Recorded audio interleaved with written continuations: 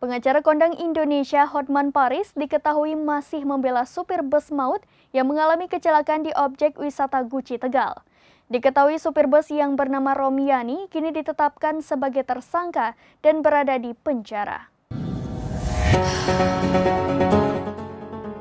Hotman Paris, pengacara kondang Indonesia, diketahui masih membela supir bus maut yang mengalami kecelakaan di kawasan objek wisata Guci Tegal. Diketahui sopir bus Romiani kini ditetapkan sebagai tersangka dan berada di penjara. Dalam kecelakaan itu, Romiani dianggap lalai sehingga mengakibatkan kecelakaan sampai mengakibatkan 2 korban jiwa.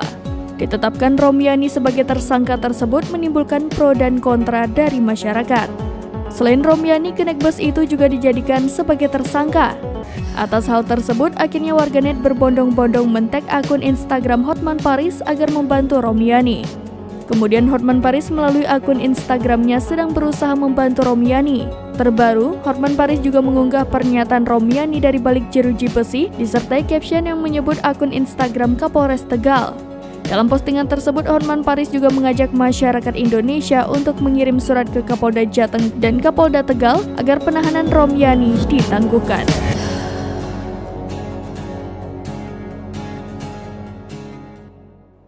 Demikian informasi terkini Syedara Lon, saksikan terus berita lainnya di kanal YouTube Serambi News, website dan Facebook serambinews.com.